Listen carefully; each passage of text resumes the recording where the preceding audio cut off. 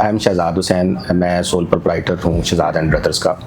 Primarily ये Shahzad and brothers जो है ये डिस्ट्रीब्यूशन बिज़नेस में डील करती है। हम कुछ कंपनियों के डिस्ट्रीब्यूटर हैं जिसमें डालडा जो है वो सर फहरिस्त है, और इसके साथ साथ डिस्ट्रीब्यूशन बिज़नेस के साथ साथ हम कुछ होलसेल एक्टिविटी में भी हैं जो बल्क है, प्लस हम बड़े कॉर्पोरेट जो कस्टमर्स हैं उनके वेंडर्स हैं, राशन प्रोडक्ट्स के अंदर भी, ग्रासरी प्रोडक्ट्स के अंदर भी। ये हमने बिज़नेस जो शहजाद एंड ब्रदर्स का है ये तकरीबन 7 साल पहले फैसलाबाद में शुरू किया था। ठीक है। तो इनिशियली तो हम थे क्विक बुक्स के ऊपर। ठीक है। तो क्विक बुक्स के साथ साथ ही हमने तकरीबन 1.5 साल क्विक बुक्स चलाया था। तो पैरेलली मेरी डिस्कशन हुई आपसे, तो मैंने क्योंकि क्विक बुक्स जो है वो मेरी सारी रिक्वायरमेंट्स पूरी नहीं कर पा रहा था, तो मैं बजाते खुद चूँकि एक लर्निंग फेज़ में था, तो मेरी डिस्कशन आपसे हुई। तो जो चीज़ें मैंने कहीं आपने कहा जी इसके अंदर होती हैं, तो मैंने फिर ये तकरीबन 2 साल बाद यानी for the last 5 years almost आप समझ लीजिए कि मैंने इसकी जो है ना वो सॉफ्टवेयर परचेज़ कर लिया और इस पर काम करना शुरू कर दिया। तो अब हम चूँकि थोड़ा सा दोनों पैरेलल सिस्टम चला रहे थे तो कंपैरिजन होता रहता था। तो आपका सिस्टम जो है वो तेज़ी से इम्प्रूव हो रहा था, जबकि क्विक बुक्स जो है वो तकरीबन अपनी जगह पे ही स्टेबल था। कोई इशू आता था तो वहाँ से तो हमें सपोर्ट वगैरह नहीं मिलती थी, लेकिन आपके अव्वल तो कोई जनरेट नहीं होता था, इशू जनरेट नहीं होता था, और जो कोई सजेशन होती थी वो आप फ़ौरन इम्प्लीमेंट कर देते थे कि जिसको हम किस तरह से आगे इम्प्रूव कर सकते हैं। तो कुछ वक्त ऐसा आ गया कि जनाब हमने वो क्विक बुक्स जो है ना वो एक वक्त के ऊपर तकरीबन सारा ही डिसकंटिन्यू कर दिया, और जो स्प्लेंडर अकाउंट है इसके ऊपर होली सोली शिफ्ट हो गए, और हमारा जो स्पैन है तकरीबन अब 5 ईयर्स का इसके साथ है, जिसमें हम होली सोली जो है वो स्प्लेंडर अकाउंट्स को ही डील कर रहे हैं। तो स्प्लेंडर है ना, इसको एज ए ट्रायल वर्जन लिया पहले, तो जब ट्रायल वर्जन में लिया तो इन्वेंट्री वंडरफुल होना शुरू हो गई हमारी उसमें। इसके अलावा जो है जो टैक्सेशन थी वो भी सीधा सीधा बिल्कुल, बैंकिंग जो है वो भी आइडियल हो गई। तो जब ये 2-3 चीज़ें हो गई, तो जब भी मैं पहले डिस्कस कर रहा था तो फिर मैंने फुल फ्लैज ये सोचा कि हम ये सारे इश्यूज़ जो है ना, इन्वेंट्री का इशू है ये भी हल हो रहा है, टैक्सेशन का इशू है ये भी हल हो रहा है, डाटा शेयरिंग है, डाटा की प्राइवेसी है वो भी आइडियल है, ना किसी प्रिंटिंग की ज़रूरत है, बैकअप्स पे ERP मॉड्यूल है, और अबव ऑल जब भी कभी फ़ोन पे ज़रूरत पड़ी सारम साहब ने खुद जो है वो उसको अटेंड किया, और उनकी टीम तो हमेशा ही एज ए सपोर्ट है। कोई भी आप ईमेल डालें या कोई भी आप थ्रू व्हाट्सएप या इवन टेलीफोन कॉल पे करें तो वो फ़ौरन अटेंड कर लेते हैं इस चीज़ को। तो फिर आप ये समझ लीजिए कि एज ए कंपैरिजन हम फिर टोटली इसके ऊपर शिफ्ट हो गए। बुक कीपिंग एक एस्पेक्ट है इसका, वो बहुत ही आला है। अकाउंटिंग जो है वो बहुत आला है। मैं चूँकि थोड़ा अकाउंटिंग का भी बैकग्राउंड रखता हूँ, तो अकाउंटिंग में जो लेजर्स जो कैश की रिकन्सिलेशन होती है वो भी इंतहाई आसान है इसके अंदर। इन्वेंट्री जो है उसके तो इश्यूज़ ही हमेशा रहते थे, कभी कोई चीज़ आउट कभी कोई चीज़, लेकिन जब से ये लगाया उस वक्त से जो है वो इन्वेंट्री की रियल टाइम में बैलेंस होना शुरू हो रहती है। तो ये वो अबाबाल चीज़ें हैं। मैं ना इससे पहले अपना एक एक्सपीरियंस शेयर करता हूँ ज़बरदस्त कि हमने ना ये B2B ऐप के लिए एक अलहदा से एप्लीकेशन किसी और वेंडर से ली हुई थी। ठीक है। हमने उसको बहुत अग्रेसिवली मार्केट किया। ठीक है। तकरीबन 1000 कस्टमर जो है ना नियरली ऑन बोर्ड हो गए इसके। ठीक है। हमें बहुत ज़्यादा जो है ना इसके ऊपर जो है वो ज़ाहिर रश आ जाता था चीज़ों का, ऑर्डरिंग, और फिर वो उसके लिए हमें मैनुअल बंदा रखना पड़ता था। ठीक है। मैनुअल बंदा रखा जो वो सारे ऑर्डर्स उठा के जो है ना वो हमारे स्प्लेंडर अकाउंट में डालता था। ठीक है। फिर मैंने ना सारिम भाई से डिस्कस किया कि सारिम साहब हमें आप जो है ना इसका कोई कस्टमर पोर्टल बना के दें। इन्होंने खैर वो हमें पोर्टल बना के दिया। हमने अभी उसको ट्रायल वर्जन या उन चीज़ों में देख रहे थे, तो मीनवाइल में वो जो साहब थे ना जिन्होंने पहले दिया हुआ था, उन्होंने कहा जी अब वो आपकी फ़ीस वगैरह तो नहीं है, उसमें नहीं चलेगा, तो आप हमें जो है ना इसमें कुछ हिस्सा दे दें, टोटल शेयर दे दें ना, कि जितना आपका बिजनेस आया करेगा जी आप उसमें से हमें जो है ना वो पर डील पर क्लिक जो है ना वो पैसे दें। तो वो चूँकि हमारी फिजिबिलिटी नहीं थी। दूसरा ये ज़ाहिर है एज ए IT लिटरेट हम खुद कोशिश इसी में थे कि जो भी ऑर्डर आएँ वो हमारे कोर ऑपरेटिंग सिस्टम में डायरेक्ट चले जाएँ। ये जो ह्यूमन इंटरेक्शन होता है ना इसके अंदर बारहा प्रॉब्लम्स आते हैं। वो साहब जो है जी आज छुट्टी पे थे, आज आए नहीं। हम चूँकि लोगों को स्टैंडर्ड मेंटेन करना होता था। B2B बिजनेस जो होता है B2B, इसके अंदर तो मेनली आपने जो स्टैंडर्ड है वो आपका होता ही है कि जो ऑर्डर आया तो उसको जो आपने बाहर टाइम कमिट किया हुआ है उसके अंदर चला जाएगा उसको। तो जब वो ह्यूमन इंटरेक्शन आती थी ना तो वो बैठ जाता था, अच्छा जी आज उसको बुखार था, आज सुबह उसने सॉफ्टवेयर नहीं चला जी, प्रॉब्लम यानी मैनुअल प्रॉब्लम्स आते थे ना। तो जब हमने इसको ब्रिज लिया है ना तो अब इसके अंदर ये प्रॉब्लम नहीं आता। जब भी आएगा सीधा जा रहा है, ऑर्डर आया हुआ है, आपने सुबह जो भी ऑर्डरिंग ऑथराइजेशन मॉड्यूल के अंदर है आप उसको देख रहे हैं, भाई इतने बजे ये ऑर्डर आया था, ये क्यों नहीं गया। सही है। ठीक है। तो ये इसका मेन फीचर जो है ना जो सबसे ज़्यादा जो मुझे पसंद है वो ये है कि ये डायरेक्टली फीचर आता है इसके अंदर, और आप जो है वो डायरेक्ट अपने एक प्रॉफिटेबल ट्रांजेक्शन में B2B चले जाते हैं। इसके अलावा जो है जो एज अ ब्रांडिंग है, ये सॉफ्टवेयर बजाते खुद आपकी फ्री में ब्रांडिंग कर रहा है। अगर मैं ये कहूँ वो किस तरह से कि जी जो लोगो है इसके अंदर वो शहजाद एंड ब्रदर्स का यूज़ हो रहा है। हालांकि सॉफ्टवेयर बेसिकली स्प्लेंडर अकाउंट्स का है। तो यूजुअली ये होता है कि जो अदर सॉफ्टवेयर्स होते हैं, जो प्रोवाइडर्स होते हैं ना, वो अपना ही नाम किसी ना किसी जगह के ऊपर ज़रूर रख रहे होते हैं। तो यानी वो फीचर्स तो ये देते हैं कि जी आप बुकिंग कर लें, हम इसको आगे एग्जीक्यूशन में ले जाएंगे, लेकिन स्प्लेंडर अकाउंट्स ने आपको एक समझ लीजिए कि ब्रांडिंग का भी मौका दिया है कि आप अपने लोगों के साथ अपनी पब्लिक में B2B में ले जाएं।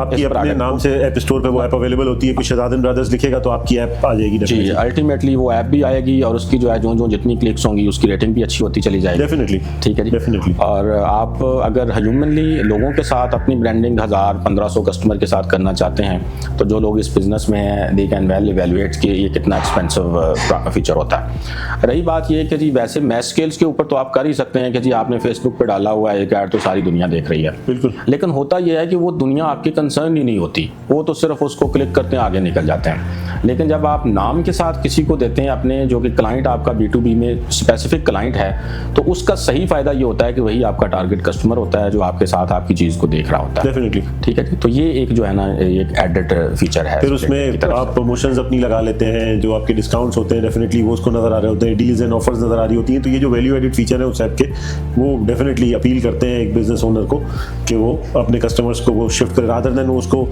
इन्फॉर्म करे या आपका कोई बंदा यहाँ से ऑर्डर बुक कर जाए और वो बताए कि भाई ये सारे फीचर, ये नई प्रमोशंस आई हैं। वो एक सिंगल क्लिक के ऊपर अपनी ऐप, मोबाइल ऐप के अंदर जहाँ उसका यूजर बना है उस पर प्रमोशन पे क्लिक करता है, उसके सामने सारी प्रमोशंस आ रही होती हैं। इतने प्रोडक्ट पे इतना % डिस्काउंट है, इस पे बाय 1 गेट 1 ये फ्री है, and so on so fourth. जो है वो आपको वो बेनिफिट वहाँ से मिलता है ना, और वो सारी आप स्प्लेंडर अकाउंट से मैनेज करते हैं। बेशक से बेशक। अच्छा, बल्कि एक जो है ना एक फीचर, वो हमने म्यूचुअल डिस्कशन से सारंग साहब के साथ जब डिस्कशन हुई ना, तो हमने इसको इम्प्रूव किया। यूजुअली होता ये है कि जो अदर्स सारे सॉफ्टवेयर्स हैं ना, वो सारा का सारा पोर्टफोलियो उठा के ना वो कस्टमर पोर्टल पे डाल देते हैं। अब बहुत से कस्टमर जो होते हैं ना, वो ये देखते हैं कि यार हॉट सेलिंग सिर्फ प्रोडक्ट्स इनकी कितनी है। मैं मिसाल देता हूँ, अगर मेरे सपोज मैं 200 प्रोडक्ट्स को डील कर रहा हूँ और वो 200 की 200 प्रोडक्ट्स अगर मेरे कस्टमर पोर्टल पे या B2B पोर्टल पे अवेलेबल होगी ना, तो उसका शायद इम्पैक्ट भी इतना नहीं आता और कस्टमर सिर्फ उसको स्क्रॉल डाउन करते रहते हैं, या फिर वो वक्त के हिसाब से जो है ना वो एक तरह की ना यकसानियत का शिकार हो जाती है। इन्होंने ये फीचर डाला इसके अंदर कि आप कोई चीज़ पब्लिक अवेलेबल करना चाहते हैं सेल के लिए कि नहीं करना चाहते, प्रोडक्ट फॉर्म के ऊपर ही आप अगर उसको क्लिक कर देंगे कि यार ये प्रोडक्ट जो है ना ये रहे और बाकी प्रोडक्ट्स ना रहें, तो वो भी फीचर। अच्छा, इसका फ़ायदा क्या होता है? ये ऐसा ही है जैसे हम चूँकि दुकानदार कैटेगरी से भी ताल्लुक़ रखते हैं, तो दुकानदार ना अपनी जो सबसे अच्छी या जिसकी मार्केट की डिमांड होती है ना, वो प्रोडक्ट बाहर निकाल के शोकेस में रखता है। बिल्कुल। जैसे अब जैसे रमज़ान शरीफ आ रहा है ना, तो हर बंदा खजूरें बाहर निकाल के रखेगा। बिल्कुल। तो आप ये समझ लीजिए कि ये जो कस्टमर पोर्टल है ना, ये आपके बिजनेस का एक तरह से शोकेस भी हो गया है कि मैं ये चाहता हूं कि जी मैं सिर्फ अपनी 4 प्रोडक्ट्स या 8 प्रोडक्ट्स जो है ना जिनकी हाईएस्ट डिमांड है इस टाइम, तो वो मैं एज ए शोकेस करूं बाहर निकाल के। तो वो फीचर भी इसके अंदर अवेलेबल है कि मैं सिंपली प्रोडक्ट फॉर्म्स के ऊपर उन प्रोडक्ट्स को बाकियों को अनअवेलेबल कर दूंगा और जो जिसको बेचना चाहता हूँ सिर्फ उनको अवेलेबल करूंगा। तो वो एक तरह का समझ लीजिए कि मेरा एक शोकेस भी है जनरल टू पब्लिक। और एक और भी फायदा है इसके अंदर, जब भी आप कोई प्रमोशन लगाते हैं, प्रोडक्ट ऐड करते हैं, जो आपके कस्टमर्स हैं जिनके पास स्टॉल, लेट्स से अगर 1000 कस्टमर के पास आपकी ऐप स्टॉल है, तो जब आपने नया ऐड किया प्रमोशन या कोई नई प्रोडक्ट डाली, तो उनके पास नोटिफिकेशन जाता है, दे क्विकली नो कि अच्छा भाई ये नया प्रोडक्ट जो है वो आया आपके पास। तो वो एक अच्छी चीज़ है ना। अब आपको किसी मार्केटिंग करने की जरूरत नहीं है अलग से कि भाई आप उनको कॉल करें, 1000 लोगों को बताएं भाई ये नया प्रोडक्ट आया, वो नोटिफिकेशन जाएगा, उसको वहाँ से पता लगेगा। अच्छा, जैसे फेसबुक का नोटिफिकेशन आता है, इंस्टाग्राम का आता है, ऐसे जो है वो शहजाद ब्रदर्स की ऐप का जो है वो नोटिफिकेशन जाता है उसके ऊपर। बहुत ही आला जी, बहुत आला रहा माशाल्लाह। जो है वो आप किन लोगों को रिकमेंड करेंगे कि वो स्प्लेंडर अकाउंट्स यूज़ करें?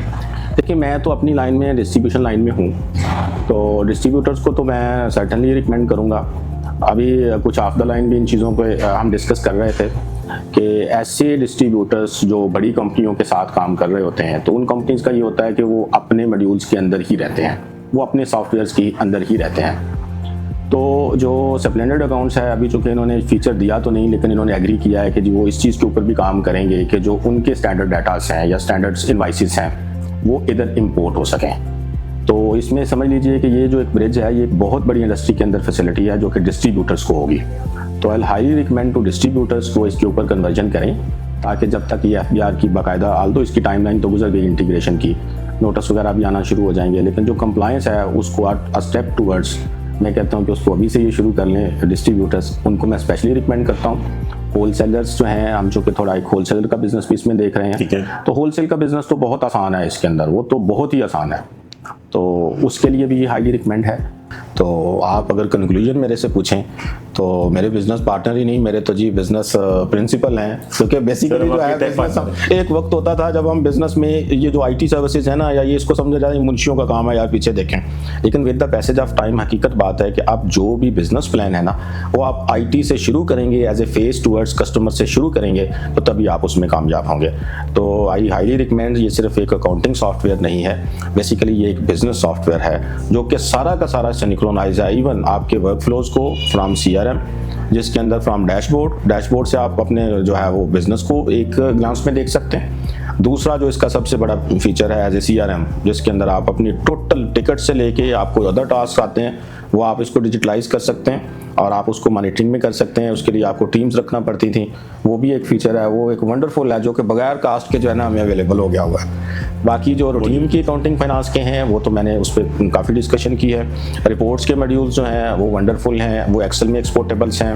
हम उसको कोई मोल्ड करना चाहें, कोई फ़िल्टर जनरेट करना चाहें, वो आसानी के साथ उसमें फ़िल्टर ऐड हो सकता है, ब्रांचेज ऐड हो सकती हैं। यानी एक वंडरफुल जो है ना सॉफ्टवेयर है, और मैं हाईली रिकमेंड करूँगा माशाल्लाह सारम साहब को, और इसके ऊपर कंग्रेचुलेट भी करूँगा सारम साहब को इन हिमसेल्फ और उनकी सारी टीम को भी। मुझे बड़ा इश्तियाक था इस वंडरफुल टीम को देखने का कि माशाल्लाह under the able leadership of Saram साहब, अदर पीपल जो इसमें इन्वॉल्व हैं वो किस तरह से हैं। तो बाकी अदर इनके दोस्त भी तशरीफ़ लाए, तो मुझे ये मौका मिला कि मैं कम से कम जो इन्होंने 6 साल से एक वंडरफुल मेहनत की हुई थी, मैं कम से कम उसके ऊपर एक ऑनेस्ट फीडबैक दे सकूँ। Thank you very much sir, बहुत शुक्रिया sir, thanks for your time. Thank you जी, वंडरफुल मीटिंग विद यू। बहुत शुक्रिया सर।